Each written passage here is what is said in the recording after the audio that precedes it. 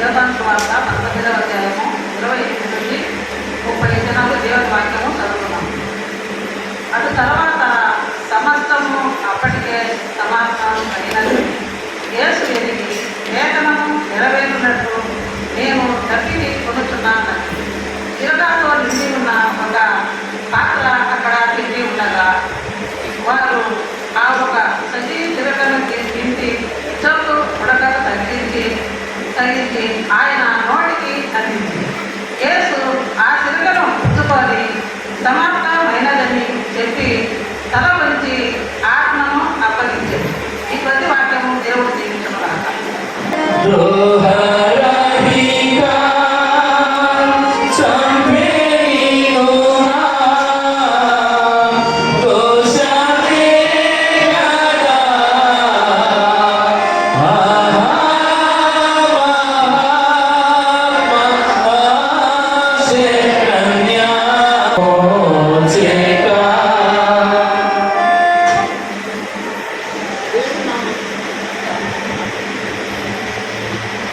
నామానికి మహిమ కలుగుగాక. సమయంలో దేవుని యొక్క సన్నిధి సహవాసము సంఘములో మన 5వ మాట ధ్యానించటకు నాకు ఇచ్చిన తరుణాన్ని బట్టి కూడి వచ్చిన మీ అందరికీ యేసుక్రీస్తు పరిశుద్ధమైన నామంలో వందనాలు చెల్లిస్తున్నాను. మనం చదువుకున్న మాట యోహాను సువార్త 15-19వ అధ్యాయము 28వ వచనము సిలువలో పలికిన 5వ మాటగా తప్పిపోతున్నానని చెప్పి ప్రభువైన యేసుక్రీస్తు వారు చెప్పిన మాటను ధ్యానించుకుంటున్నాం. ఇంతవరకు సహోదరి ద్వారా అయ్యగారి ద్వారా 4వ మాటని వింటున్నాం. 5వ మాట ధ్యానించుకుంటూ ముందుకు వెళ్తున్నారా తప్పిపోతున్నానని ఒక మాటను ధ్యానించుకున్నాము. చిన్న ప్రార్థనతో మొదలు పెట్టుకున్నాం. సర్వశక్తి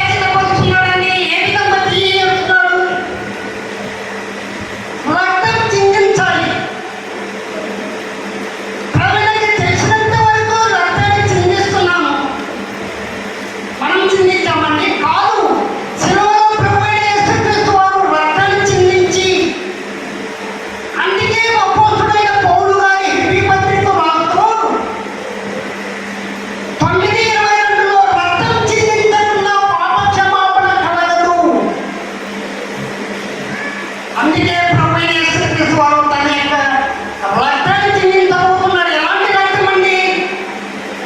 ప్రశస్తమైన రక్తము, అమూల్యమైన రక్తము. నీ పాపముల వరకు, నా పాపముల వరకు మధ్యాహ్న సమయంలో తన యొక్క అంతిమ యాత్ర సాగించబోతున్నాడు శిలువలో. మరి అంతిమ యాత్ర సాగించబోతున్న శిలువలో ఏమై ఉంటున్నదండి? ఇందాక సిస్టర్ చెప్పిన విషయంలో 4వ మాట, తండ్రితో కుమారుడికి ఎడబాటు కలగజేసే మాట ఉంటున్నది. ఎడబాటు కలగజేసి తనను స్థితిలో శిలువకు అప్పగించినప్పుడు శిలువలో తన యొక్క పడిన పాటలు, పడిన యొక్క స్థితిగతులు అన్నీ కూడా మనము గమనిస్తూనే ఉన్నాము, ధ్యానిస్తూనే ఉన్నాము.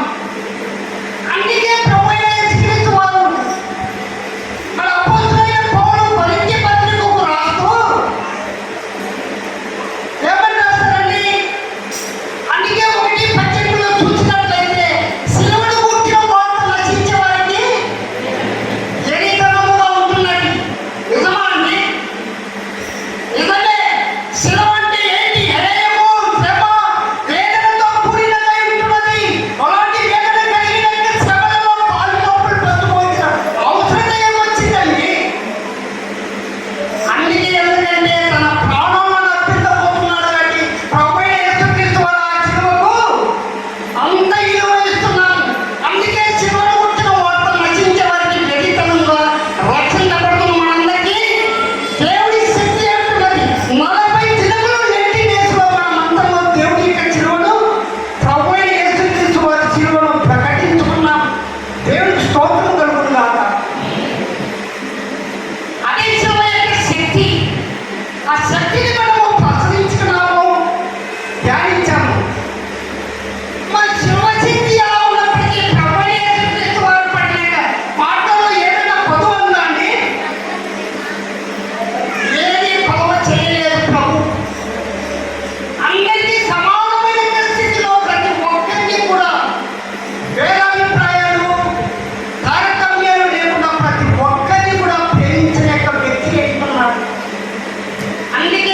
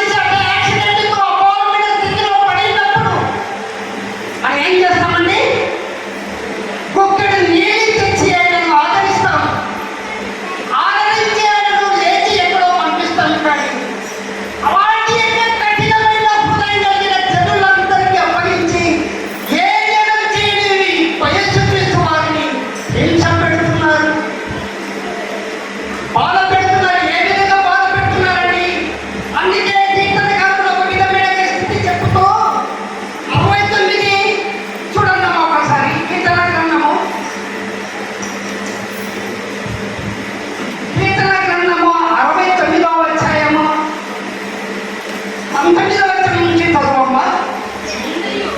నిన్నయు ఆ ఆ ఆ ఆ చదవమ్మా.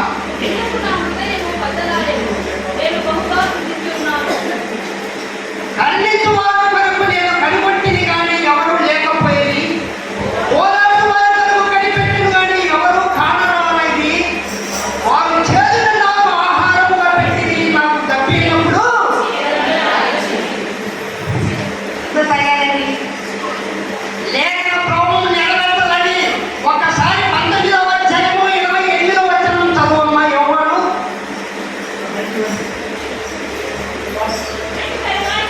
అటు తరువాత అమ్మా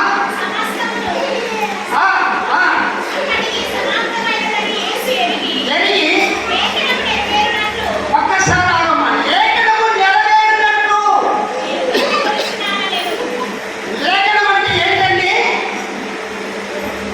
లేఖనము నెరవేరినట్టు ఏం జరగబోతుంది? ఎక్కడ నెరవేరిందండి లేఖనము? మత్తయి రాసిన సువార్త 5వ అధ్యాయము 17వ వచనం చదవమ్మా. మత్తయి రాసిన సువార్త 5వ అధ్యాయము 17వ వచనం చదివినట్లయితే, ధర్మశాస్త్రము ప్రవర్తన వచనమునైనను కొట్టివేయవచ్చునని తలవంచవద్దు. నెరవేర్చుటకే గాని కొట్టివేయటకు నేను. దేవునికి స్తోత్రం కలుగును గాక. అందుకే ప్రవచనాలు వారి ప్రవచనాలు లేఖనాలు నెరవేరాలంటే ప్రభువైన యేసుక్రీస్తు వారు తీసుకున్న యొక్క నిర్ణయం ఎంతో గొప్పదై ఉంటున్నది. ఆ నిర్ణయం దేని గురించండి? మన కొరకే. ఈ లోకంలో మన కొరకు ఏం చేయబోతున్నామండి? దాహం వేస్తే చల్లని నీరు, పానీయాలు, కూల్ డ్రింక్స్, జ్యూస్ తాగి మన యొక్క ధనానికి తృప్తి పడుతున్నాము. అపారమైన యొక్క స్థితిలో ఉన్న ప్రభువైన యేసుక్రీస్తు వారు తప్పినప్పుడు ఉంటే చేతులు అందించాడు. కఠిన హృదయముల కలవారు, కఠిన హృదయం కలవారి గురించి ఈ యొక్క స్థితిని, ఈ యొక్క గతిని వాక్యాన్ని బోధించుతున్నాయి. అందుకే అక్కడ ఏం చెప్పబడిందండి? ఎప్పుడైతే పిలాతు గారు చేతులు కడిగి బయటకు వచ్చారో జనులకు అప్పగించినప్పుడు, అయ్యా మీరే చూసుకోండి అని చెప్పి జనులకు అప్పగించినప్పుడు జనులు ఏం చేశారండి? బరబ్బను విడుదల చేయి, వారికి శిక్ష విధించు అని చెప్పినప్పుడు వాళ్ళు ఏం చేస్తున్నారండి? కఠిన హృదయం కలవారి, వారి ప్రవర్తన వాళ్ళు ఎలాంటి యొక్క మార్పు లేని వారు అంటున్నారు. అందుకే ఇక్కడ ఒక వాక్యాన్ని బయటపడుతున్నారు. ఏమనండి? వారి రక్తము మా మీదను మా పిల్లల మీదను ఉండదు కాక. ఎంత కఠినమైన యొక్క స్థితి కలిగి ఉంటున్నారండి.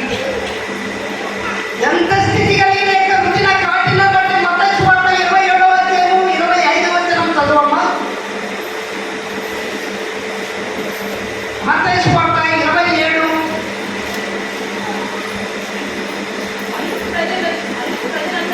అందుకు ప్రజలందరూ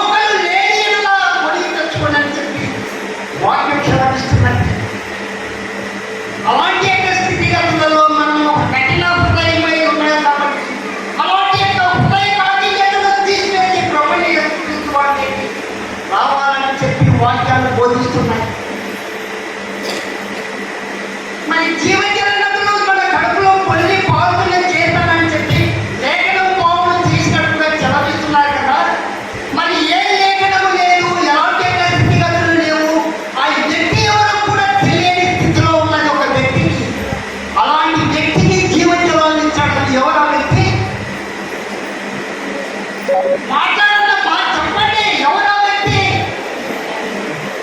అయ్యా, ఆ వ్యక్తి యొక్క జీవితంలో, ఆ వ్యక్తి యొక్క పడిబట్టల్లో, ఆ వ్యక్తి యొక్క మార్పులో ఇలాంటి స్థితిగతులు లేవు. జీవితం చూస్తే దుర్లభమైన జీవితము, తన పడిబట్టల చూస్తే నిర్మోక్షమైన జీవితంలో జీవిస్తున్న వ్యక్తి ప్రమేయించాలని ఎల్లప్పుడూ నువ్వు ఎప్పుడూ తప్పిపడకుండాన్నప్పుడు నువ్వు ఎంత దూరం వచ్చి నేను చేసుకుంటూ ఉండకున్నావు. ఎవరండి? దేవుడు స్తోత్రం కలుగుగాక. మన అందరికీ తెలిసిన యొక్క భావం అండి, సమరయ స్త్రీ. సమరయ స్త్రీ పరివర్తన ఏంటో మనకు అందరికీ తెలిసినప్పటికీ యేసుక్రీస్తు వారికి తెలియదా? తెలుసు. ఆయనను ఆమెను వెతుకుంటూ వచ్చి ఆవిడ ఏం చేశాడని యోహాను సువార్త 4వ అధ్యాయము 15వ వచనం చదవమ్మా. నేను ముగిస్తానమ్మా, నాకు 2 నిమిషాల టైం ఉన్నది. ఆ? అయ్యా, ఆ, ఆ, ఆ, ఆ. అందుకే చాలమ్మా. ఏమంటున్నాడమ్మా? అయ్యా, ఈ లోకమైన జీవితంలో నేను మరిగిపోయాను, తెలియని స్థితిలో జీవించాను. ఆయనలో యొక్క జీవితం నుంచి నన్ను విడుదల చేశారు. ఇంత దూరం చదువుకోవడానికి రాకుండా నేను తప్పిపడకుండా ఉండడానికి ఏం చేయమన్నాడండి? జీవజలాన్ని ఇచ్చాడు. జీవజలాన్నిచ్చి ఆ యొక్క వ్యక్తికి జీవితంలో ఎంతో ప్రాధాన్యత ధన్యురాలునిగా చేశాడు ప్రభువైన యేసుక్రీస్తు. ప్రియమైన దేవుడి సంగమా, ఈనాడు లోక సంబంధమైన యొక్క దాహం పక్కన పెట్టు. ఆత్మీయ సంబంధమైన యొక్క స్థితిగతులలో జీవన యొక్క జలాలు తీసుకోవాలంటే ఏం చేయాలండి? అందుకే లేఖన భావం చెప్పినట్లు విశ్వాసము కలిగి ఉండండి. అదొక్కటి చాలా చిన్నది.